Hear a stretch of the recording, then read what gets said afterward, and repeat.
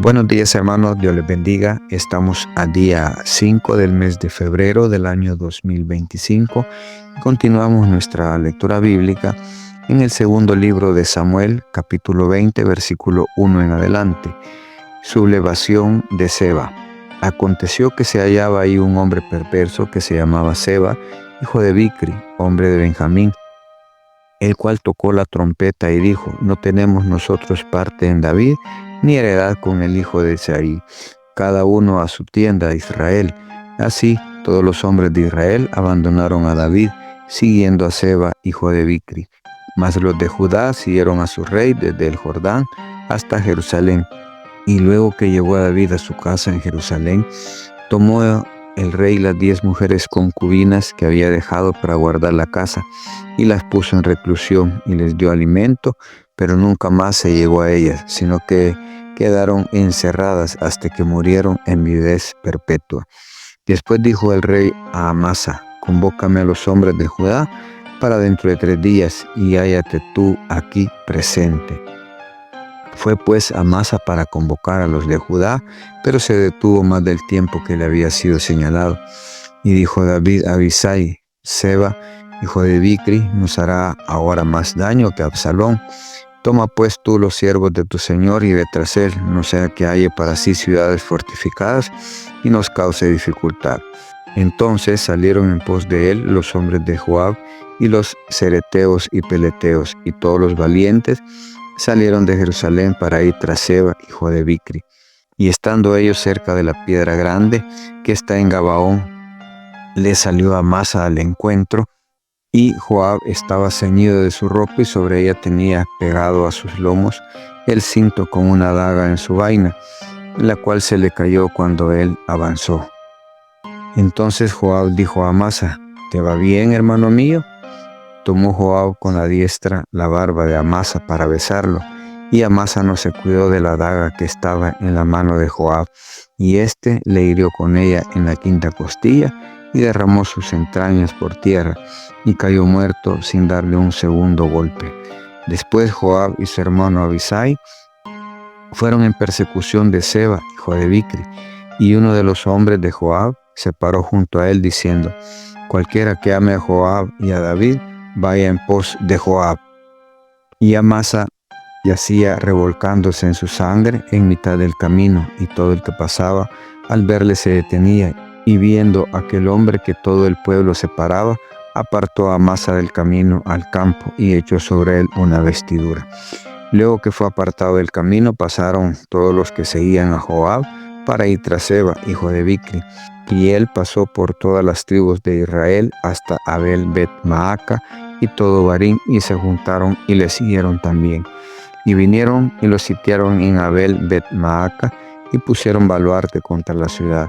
Y quedó sitiada, y todo el pueblo que estaba con Joab trabajaba por derribar la muralla.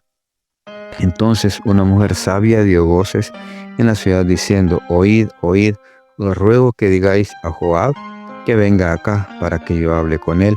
Cuando él se acercó a ella, dijo a la mujer: ¿eres tú Joab? Y él respondió: yo soy. Y ella le dijo: oye las palabras de tu sierva.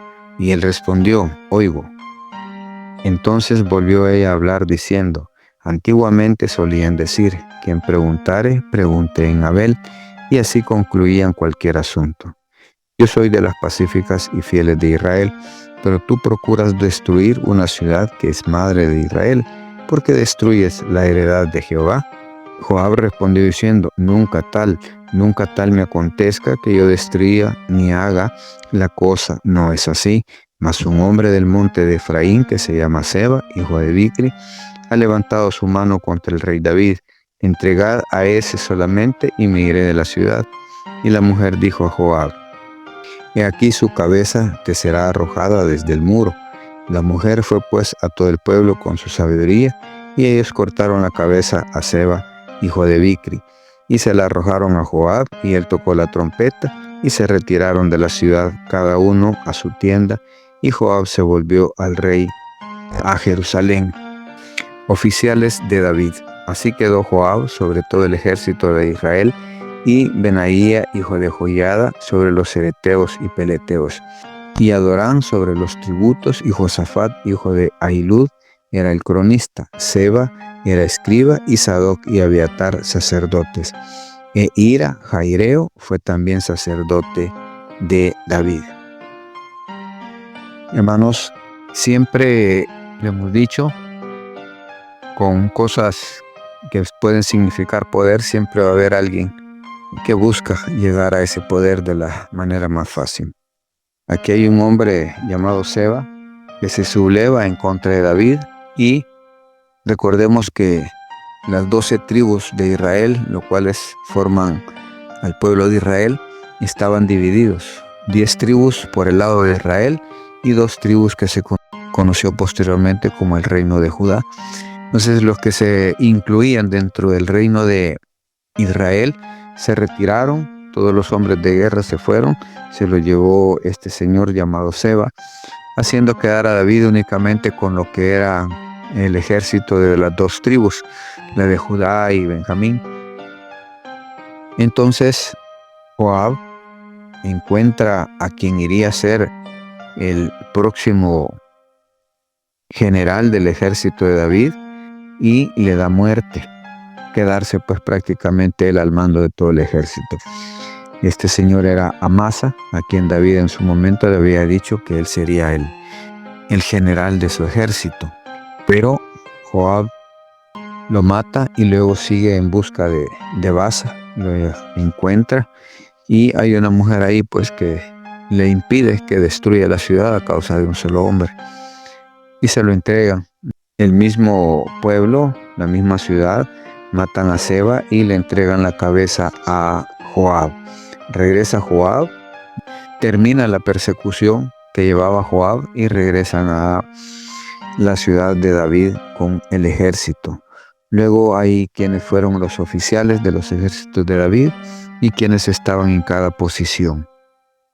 Hermanos, las ansias de poder siempre van a llevar a hacer cosas que no debemos, a estar sobre de la ley, no dejándonos ir por la ley, sino que estamos sobre la ley, porque queremos el poder a pesar de lo que sea, sin importar los daños o las muertes que puedan haber, el derramamiento de sangre, en aquel entonces lo hubo, por mantener el poder. Joab sabía que le iban a quitar la comandancia general de los ejércitos de David, y por esa razón mata a Amasa, quien él lo iba a sustituir, y el otro que se había sublevado, Seba, también lo mata, y así queda él pues con su hermano a cargo de todos los ejércitos de David. Como lo dijimos, el poder va a enfermar, el poder va a buscar llegar a toda costa a ese puesto donde quieren llegar.